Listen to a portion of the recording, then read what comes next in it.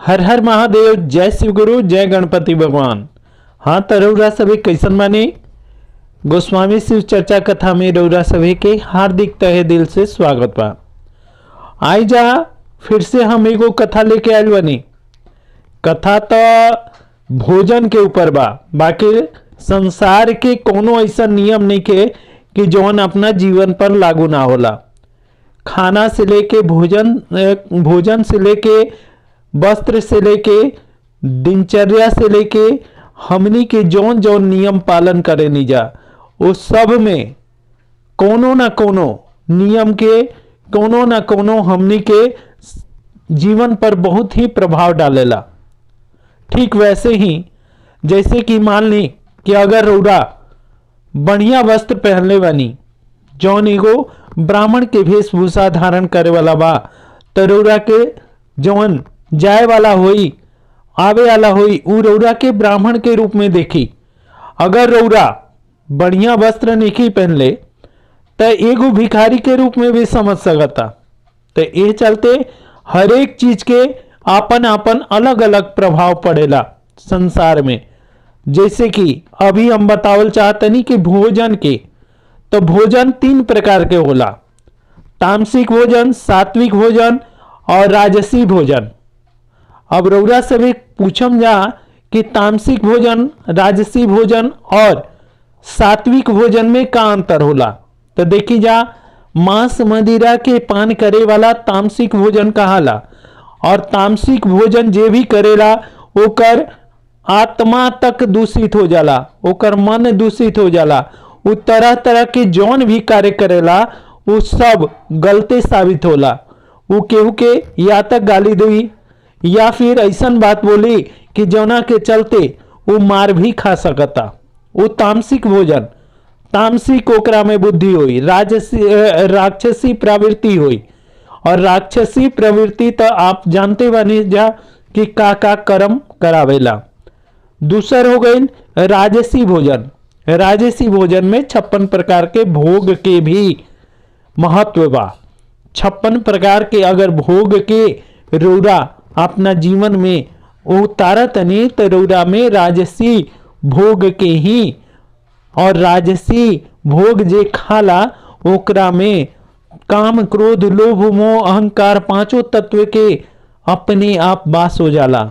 और वो अहंकार में बात करेला, काहे कि वो एगो राजा जैसन भोजन करेला और राजा जैसन ही सोच रखेला। वो नीचे चले वाला के लोग के ना देखे, काहे कि ओकर राजसी भोजन रहेला। तीसर का हो गई सात्विक भोजन। सात्विक भोजन में जौन एगो महात्मा करेले, आज गृहस्थ आश्रम में भी महात्मा जैसन भोजन कइल जा सकता। अब वो पूछी जा कि वो भोजन कैसन होला, तो वो भोजन होला प्याज लहसुन से बगैर। अगर प्याज लहसुन के बगैर रउरा भोजन करतनी तो ओकरा के सात्विक भोजन कहाला। और सात्विक भोजन जे करेला ओकरा में सतोगुणी वास करेला। सतोगुणी जब वास करी तब परमात्मा के अपने आप उस शरीर में वास होखे लागी। जब परमात्मा के वास होखे लागी तो ओकर सोचल समझल सब चीज परमात्मा के प्रति रही, सबके प्रति द्वेष भावना ना रही। वो कभी भी प्रेम के भावना से ही सोची, सबके अच्छा सोची, सबके अच्छा करी। ये चलते सबसे ज्यादा भोजन के महत्व हमनी के जीवन में अति उत्तम है। हमनी के भोजन सोच समझ के करे के चाहिए। अब देखी जाए यही विषय में हम रउरा सभी के एगो बहुत ही सुंदर एगो कथा सुनावतनी। वो कथा के निर्माण से ही रउरा सभी ये बात के पूरा ज्ञान हो जाए कि भोजन के महत्व हमनी के जीवन में का होला। और यही चलते कहल बा जैसा भोजन वैसा जीवन। तो आई जा रउरा सभी के कथा प्रारंभ करतनी। कथा उज्जैनपुर नगरी के एगो विद्वान ब्राह्मण के। वो ब्राह्मण देवता इतना सात्विक रहन कि वो केहू घर के भोजन ना करत रहन, केहू घर के जल्दी से जल्दी कर्मठ ना करावत रहन, कथा वार्ता ना करावत रहन, सोच समझ के केहू के घरे जात रहन। वो ऐसन ब्राह्मण पहुंचल रहन। वो ब्राह्मण नित्य प्रति भगवान की आराधना करस, अपना घर के भोजन करस और अपना घर के भोजन के सिवा दूसरा घर के भोजन ना करस। काहे कि उनका ई मन में रहे कि पता ना के कैसन किरत कर्म करके ऊ अन्न उपजौले बा, अन्न हमरा के खियाई और अन्न के गलत प्रभाव पड़ी। जौना के चलते उज्जैनपुर नगरी के जितना भी ब्राह्मण हन उनका से द्वेष के भावना रखे लगले और सब केहू उनका के अति उत्तम तो जरूर कहे, बाकी मने मने उनका के गाली देवे कि इतना बड़ ब्राह्मण बन गए कि जौन केहू के घर के भोजन ना करिए, केहू के कोनो कहना ना मनिए। ये चलते वो सब केहू उनका से द्वेष करे लागल। और एक बार उज्जैनपुर नगरी के महाराजा चक्रवर्ती सम्राट पृथ्वीराज चौहान के नगर में यज्ञ के प्रयोजन भइल और यज्ञ में महाराज पृथ्वीराज चौहान कहले कि हम ऐसा ब्राह्मण के जौन बुलावल चाहतनी जौन सब तरह से सात्विक होके सदाचार के पालन करे, हर एक घर के भोजन ना करे, वैसा ब्राह्मण के हम अपना यज्ञ में बुलावल चाहतनी और उनके से हम अपन यज्ञ के पूर्णाहुति करावल चाहतनी। एक बात पर पूरा गांव में, पूरा नगर में, पूरा शहर में चारों तरफ डंका बाज गई कि जे केहू भी अन्न जल ग्रहण दूसरा घर के ना करत हुई उहे यज्ञ में सम्मिलित हुई। अब पूरा उज्जैनीपुर नगरी में केहू भी ऐसा ना रहे कि जे केहू घर के भोजन ना कैले होके। काहे कि संसार में सब केहू एक दूसरा के घरे जाला, खाला, पिएला, सब चीज करेला। तब मंत्री महाराज बतौले कि एगो यही उज्जैनपुर नगरी में एगो ब्राह्मण देवता बाणे कि जे केहू के घर के भोजन ना करस और केहू के घरे ना जास, केवल अपना घर के ही भोजन करेले। ये बात पर महाराज बड़ा प्रसन्न भइले और वो ब्राह्मण देवता के निमंत्रण दिया। ब्राह्मण देवता आइले, उनका घरे पूरा भोजन वस्त्र सब चीज मने उनका घरे मिलल और राजा से कहले कि हे राजा, हम दान दक्षिणा तवन लेम जवन तहार अपना हाथ के किरत कर्म से कैल गईल मिली, उहे हम दक्षिणा, चाहे वो 1 रुपया होके चाहे 1 आना होके, हम रौरा द्वारा कैल गईल कर्म के ही दक्षिणा लेम। हम कोनो राजसी राउर खजाना से क्यों चीज हम रौरा ग्रहण ना करम। ये पर राजा बड़ी प्रसन्न भइले और राजा दूसरा दिना बेचारू रात के अंधेरा में भेष बदल के और गईले एगो लोहार के घरे काम कैले। लोहार के घरे काम कैले और वो लोहार 1 आना पैसा उनका के देलस और फिर दूसरा दिना तीसरा दिना ब्राह्मण देवता के बुला के कहले कि हे प्रभु, हम ई आपन किरत कमाई के 1 आना पैसा रौरा के दान में देतनी। ई कहानी एजे रहे दी, कहानी बहुत ही अलग बा। दूसर कहानी में यही में आई कि वो ए तरह करके वो केहू घरे भोजन ना करत रहन, जौना के चलते ब्राह्मण देवता से सब ब्राह्मण द्वेष करत रहन जा। एगो अति पहुंचल ब्राह्मण आवरी रहन, वो उनका के हरदम नीचा दिखाओ के सोचत रहन। एक दिना का काम कैले कि वो एगो चोर के कहले कि तू किसान के भेष धारण करा और किसान के भेष धारण करके और वो ब्राह्मण देवता के कहिया जाके कि हमरा घरे सत्यनारायण भगवान के कथा करे के बा और वो तारा घरे जाए खातिर प्रसन्न हो जाइए और तब तू उनका के अपना घरे ले जाइया और अपना घरे भोजन अवश्य करैया।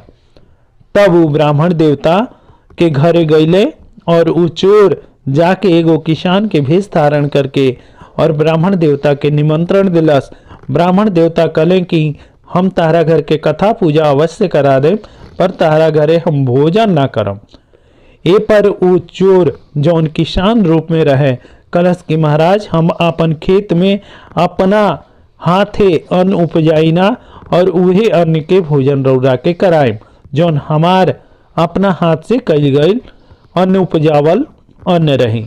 तब वो ब्राह्मण देवता मान गए और उनका घरे गईले और जाके कथा पूजा विधि विधान से करौने। विधि विधान से करके दक्षिणा भी ले लें और दक्षिणा लेके उनका घरे भोजन करे के भी स्वीकार कैले। ये तरीकर के जब वो रात में भोजन करके अपना घरे प्रस्थान करत रहन तब पीछे मुड़ के देखत रहे कि काल देवता यानी कि कलयुग उनका पीछे पड़ गई। कलयुग उनका पीछे पड़ गई। जब वो पीछे मुड़ के देखे लगने तब उनका पता लागल कि क्यों पीछे से कोनो साया हमरा पीछे आवता। तब ये ब्राह्मण देवता बड़ा आश्चर्य में पड़ गए कि आज तक हमरा सत्य के आगे कोनो जगह गैला में, यहाँ तक कि हम शमशान में भी घूमत रही, जहाँ मर्जी घूमत रही, हमरा डर ना लागत रहे। आज हमरा डर काहे लागता? हो ना हो एक घर के हम भोजन जब से कैले बनी तब से हमरा मन में अपने प्रति ही हमरा अपने आप में डर काहे लागे लागल। और वो सोच में पड़ गए। सोचत सोचत घरे अले और घरे अले अपना स्त्री से संभोग कैले और स्त्री से संभोग कैला के कारण उनका पुत्र रत्न के भी प्राप्ति भइल। जब वो पुत्र रत्न के प्राप्ति भइल, जब पुत्र बड़ होके लागल तो वो पुत्र एगो चोर बन गई और वो चोर बन गई। चोर बनला के कारण वो एक दिन राजा के घर के खजाना में जाके चोरी कैलस। जब चोरी कैलस तो राजा विक्रमादित्य के सिपाही बहुत ही चतुर रहन जा। वो जान गलन जा कि हमनी घरे हमनी के खजाना में चोरी कैले बा और वो जाके ब्राह्मण देवता के पुत्र के बंदी बना के राज्यसभा में विक्रमादित्य के आगे खड़ा कर देलन जा। जब खड़ा कर देलन जा वो ब्राह्मण देवता के पुत्र हाथ जोड़ के विक्रमादित्य के सामने खड़ा हो गए।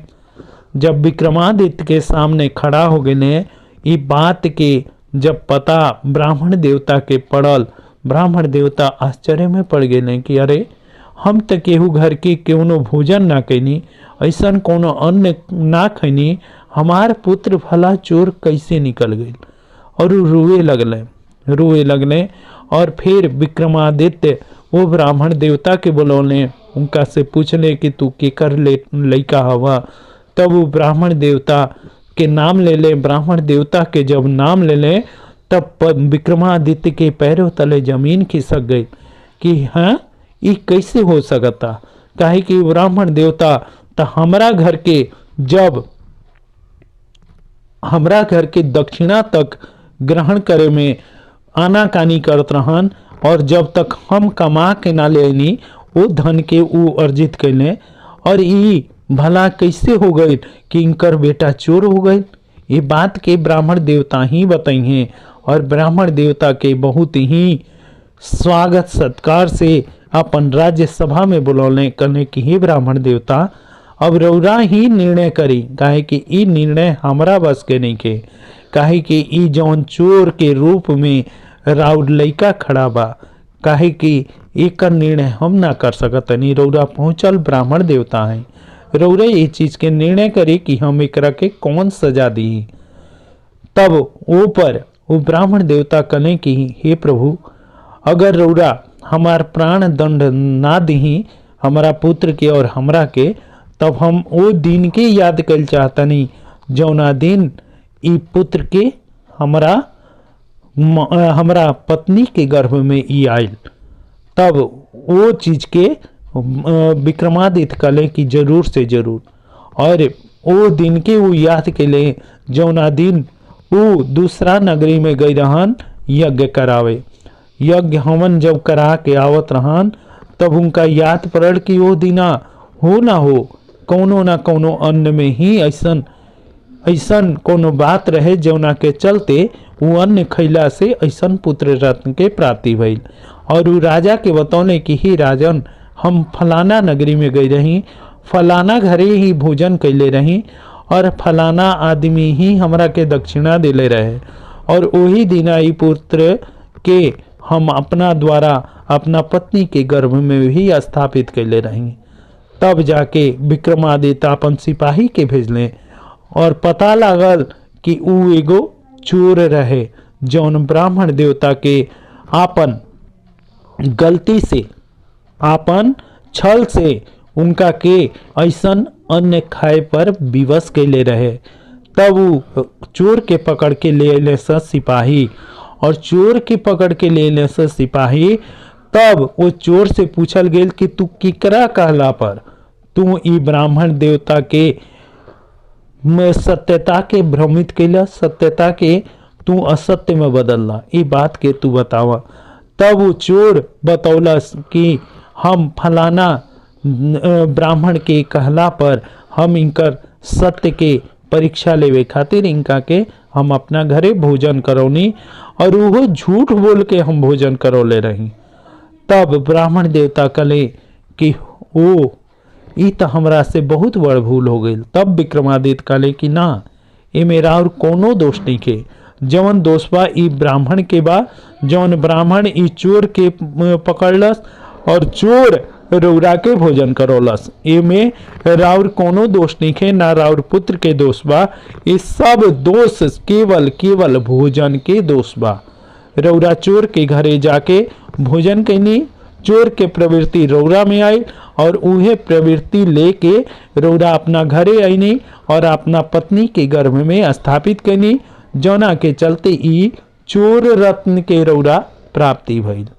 ए पर बहुत ही ज्यादा विक्रमादित्य छानबीन कैला के कारण दोनों बाप और बेटा के बाइज्जत बरी कर देने, और वो दोनों के कारागार में डाल देने।